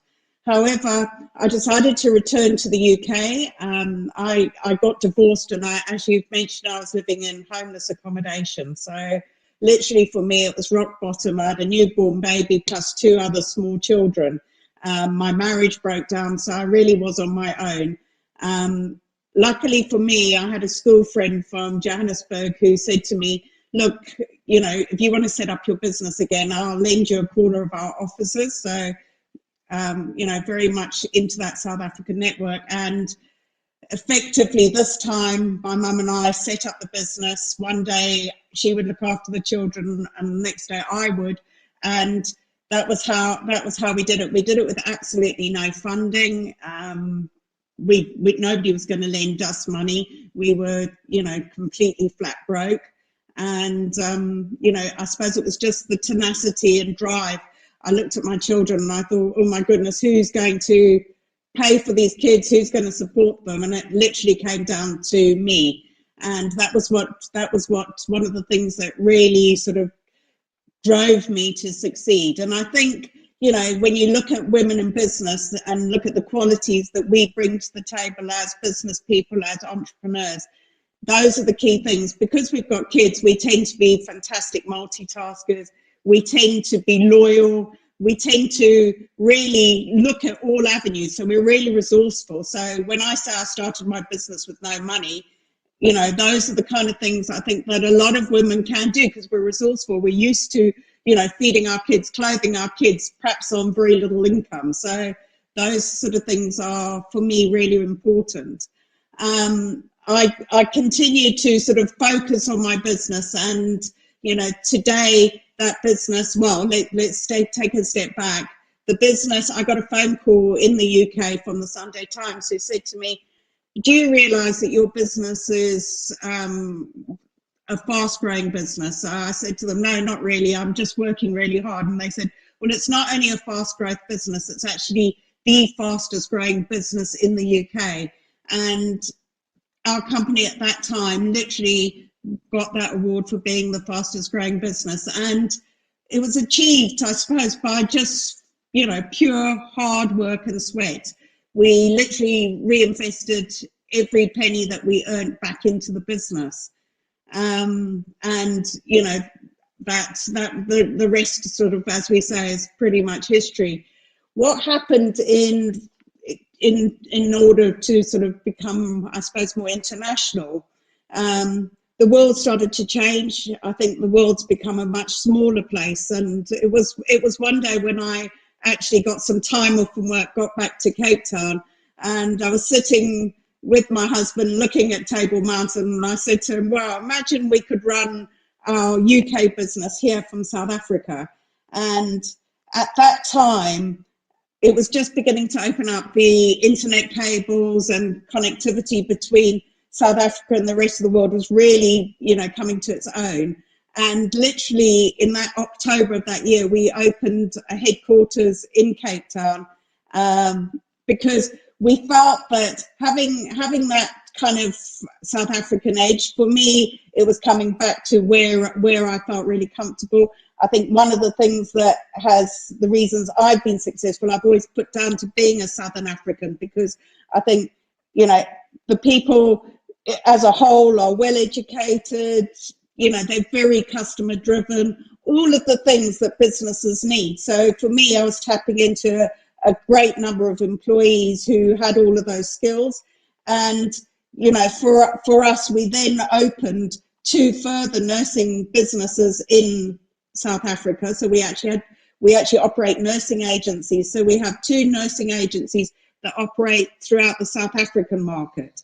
Now, when we're talking about women in business and women, remember that as nursing agencies in both the UK and in South Africa, the predominance of people who are nurses, not all, are women though. So, you know, huge networks of women that we tap into in this sort of regard.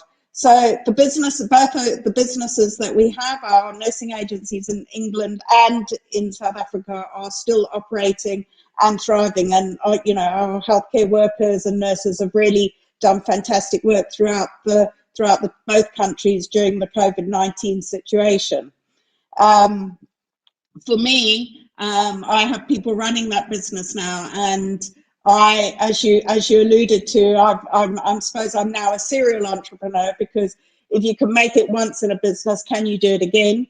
And in 2013, I became the property developer of Benguela Cove Lagoon Estate in Amanus, and at that, it's a property development, residential housing. So I'm the developer here. And I have also created a hospitality business on site. So we have a very large winery, restaurant, etc. So for me, coming from a recruitment and business background, coming into sort of a more hospitality friendly kind of environment's been really great. And the challenge was whether I could succeed in making a success of this business in much the same way as I have of my other.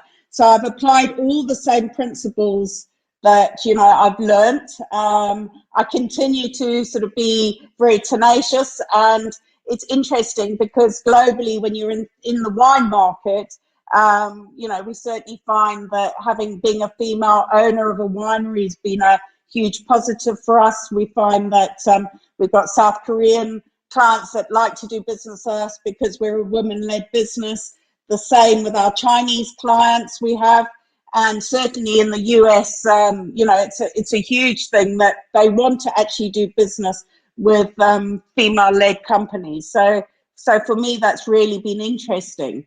So having the wine estate here in South Africa and the property development, for me, I also started to look at, okay, how can I look internationally and expand that business?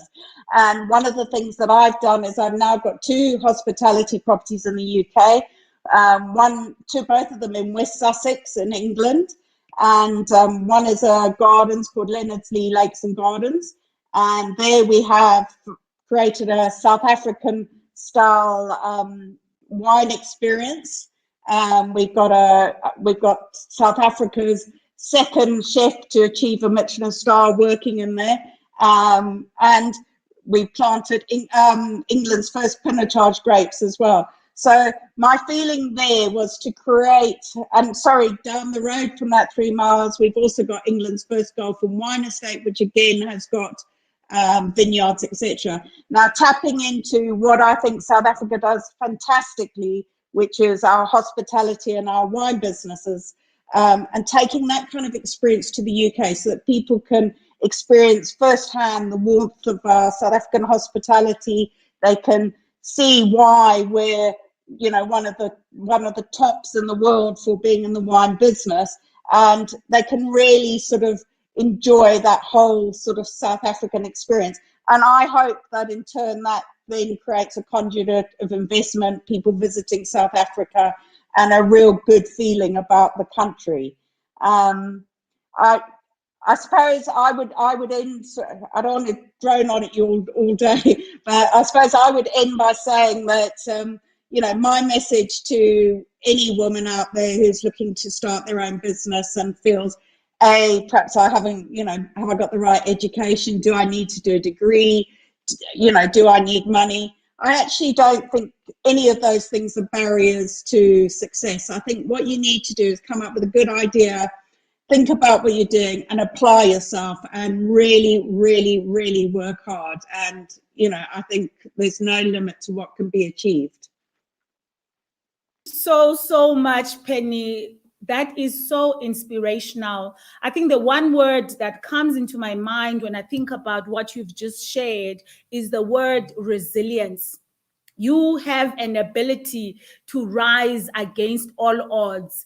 No matter what life has thrown at you, the proverbial, when life throws you lemon, make lemonade. So thank you for being an inspiration to other women who are joining us in the platform today, to know that they too have it within them to make it happen. Thank you very much, Penny, for the gift of your time. Thank you. And thanks for sharing. Ladies and gentlemen, we are now going to quickly go through to the questions that you've asked. I believe that on Zoom, there is a great networking session going on there. People are exchanging numbers. Those who had registered to enter the webinar, apparently exchanging numbers, getting to know each other. We encourage that. Keep on doing that.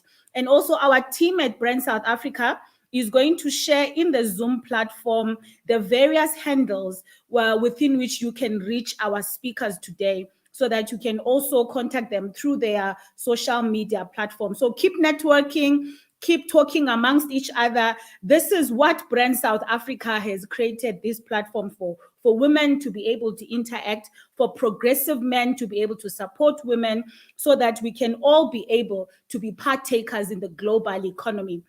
Madam N. Githuku-Shongwe, may I please start with you with a question from the audience?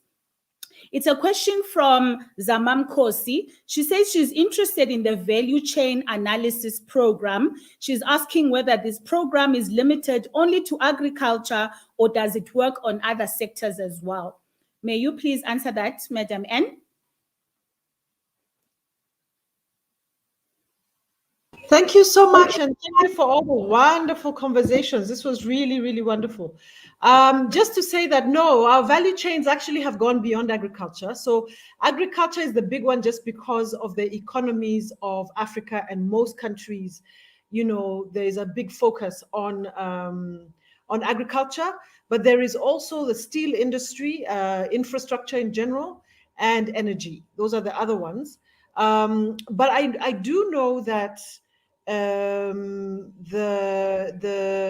Continental Free Trade Agreement, that across Africa there are multiple value chains that are being looked at, but these three I think would be the headline ones, and agriculture for sure the biggest one. So I think that's my first response to your question, Pumela. Thank you very much, Madam N. Now let's come to the president of the Circle of Global Businesswomen. There's a question of how does one become part of the Circle of Businesswomen? She says she's a South African with a business in South Africa and Rwanda.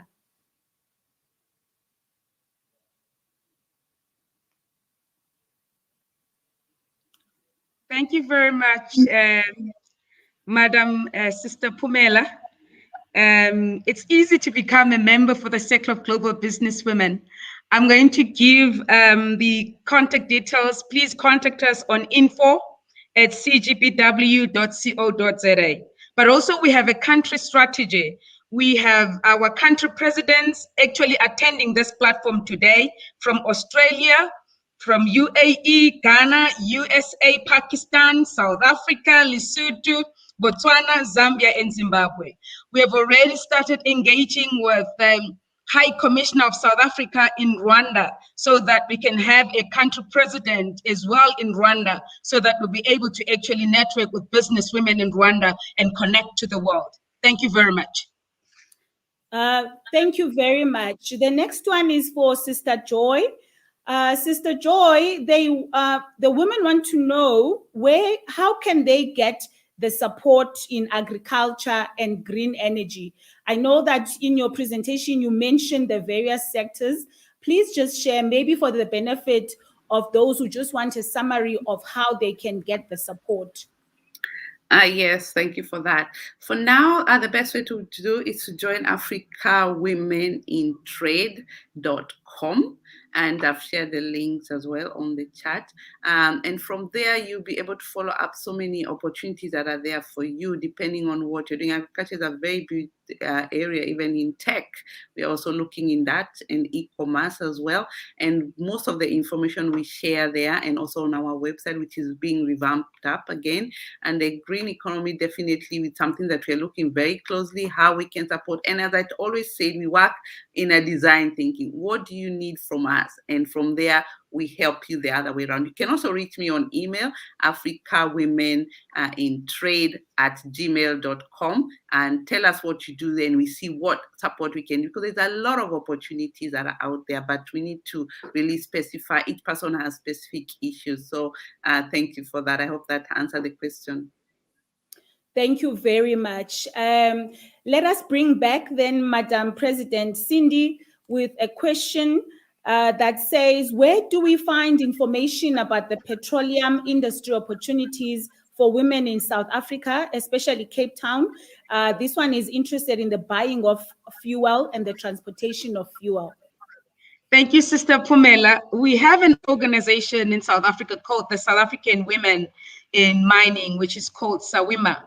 I would also encourage my sister who has asked this question to actually send us an inquiry so that we can refer her to South African Women in Mining in South Africa, because we are strategic partners. We work together as women formations in the country so that she'll be able to be directed in terms of getting access to opportunities as well, and make sure that she gets what she wants. But also at the Circle of Global Businesswomen, we have a sector that deals with that. So we'll be able to actually assist her in terms of facilitating. Thank you very much.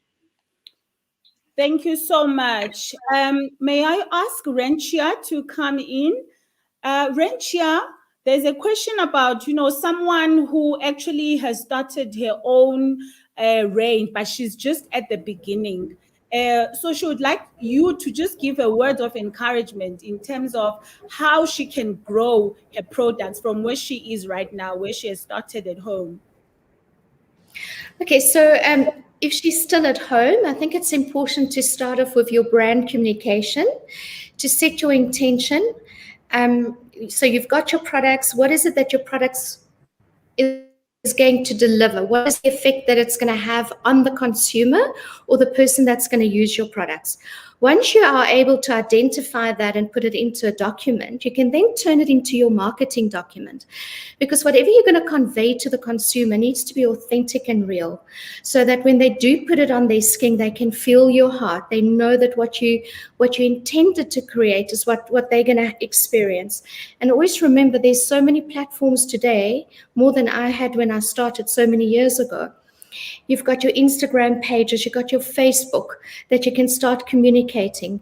Then collect your data, do your newsletters, and speak your heart, speak your brand.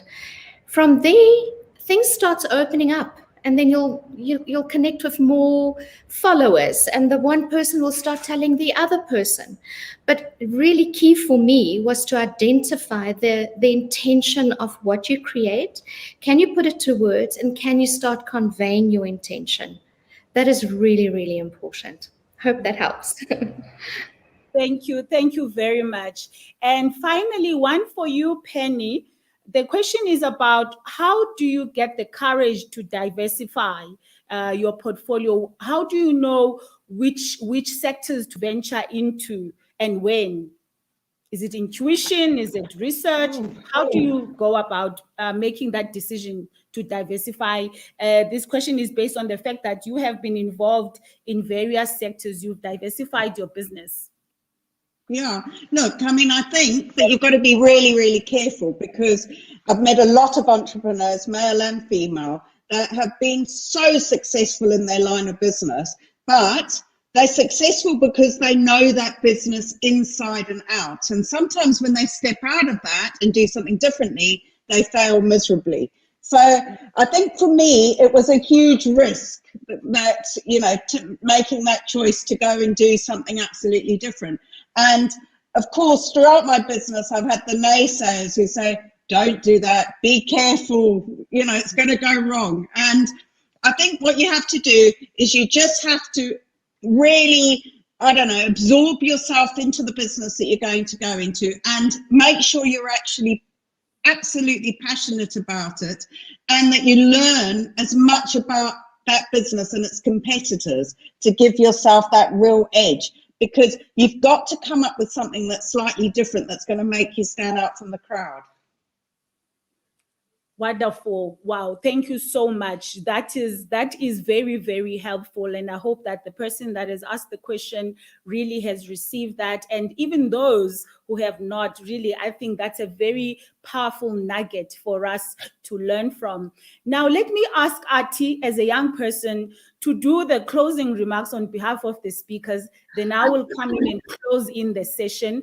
Remember, you can stay on the Zoom and network for the next 30 minutes, but we are going to close off the session after Athi has spoken, because I'm told that the networking is not stopping on Zoom. Men and women are exchanging numbers. Others are saying that another WhatsApp group of this group that is watching formed. Others are exchanging numbers. This is what we like to see. So we're not going to stop you from networking for the next 30 minutes. However, Athi, I want you to encourage young people. You've taken this journey. You're from South Africa, and any young person from any, where across Africa who wants to go overseas and the opportunities that are there, and also share with us the support that you got from your university specifically, because I think many young people don't know that their educational institutions can give them the necessary support. What are your thoughts, Athi? Okay, so thank you for this opportunity. I think I'll just start with the last question in terms of universities. So I think if you are a young person right now, there's usually a lot of incubators that are available across the UK, across the US, that you can have access to. So in my case, some of them give funding, some of them give work permits. A lot of business schools found that, they don't just want to be business schools. Instead, they want to be business schools that actually have businesses. So I think look for incubators if you're interested. Literally any country that usually has incubators. So that's one. And I just think from today, honestly, I have been so inspired by the panel, starting from the ambassador as well as, our last speaker, all the speakers. I think the stories were quite inspirational. So I think the first thing that I will say to anyone who's thinking of running their business or internationally or growing a career internationally, I'd say start where you are. Start where you are. You might feel maybe you are not adequate or you need more, but the reality is you need to have a little bit of courage and really do your research as well. And I think right now, with the passion that we're seeing with South Africans, the world is literally just, our market with connectivity and all of this being accessible. I think South Africans are pretty much ready. So I'd say young people anywhere, you do university or do whatever it is that you want to do, but you can also start, especially with e-commerce. It's so easy. And right now, I think everyone, hopefully you reach out to all the businesses and some of the speakers and some of the organizations that have been mentioned today. I think with the organizations that were mentioned, there's a lot of collaboration that can happen, and really just share the knowledge, share the information with people that couldn't make it here today. So I hope you live with some inspiration as you go into the various paths of your life. Yeah. Thank you very much. I think that our future is in good hands if we have young people like yourself, Athi. Now, ladies and gentlemen, I had promised that I'd also just share with you very briefly the trade relationship between South Africa and the UK. And I'm just going to close it off with some interesting fast facts, which you probably didn't know in terms of the foreign direct investment flows between the two countries. One, it is worth noting that the UK, the United Kingdom, is one of South Africa's most important trading relationships. And what's interesting is that in terms of FDI from the UK to South Africa, most investments come in the area of business services. So a lot of investors are looking for South Africa to invest in South Africa's business services. And interestingly, the source regions where the investments in the UK come from are these particular regions: Southeast in the UK, Northwest in the UK, Scotland, East of England, Southwest in the UK, West Midlands, East Midlands, Northeast, Guernsey, and Jersey. So this is where the UK investments are coming from. Interestingly, South Africa is also investing into the United Kingdom. So it's a bilateral trade, it's a two-way trade relationship. What we find is that the South African foreign direct investment into the United Kingdom lies mainly in the area of software and IT services. And where South Africans are investing in the United Kingdom is in Greater London, Berkshire, Bristol, Devon, Cambridgeshire, Lincolnshire, Surrey, West Yorkshire, Agile, Cardiff, and then other administrative regions. So I thought those are interesting facts to share in terms of what is happening in terms of the actual foreign direct investment on the ground between South Africa and the UK. As you are aware, my role is that of being a UK country head for Brand South Africa. So it's important that we bring you these facts and figures and information about trade between South Africa and the United Kingdom.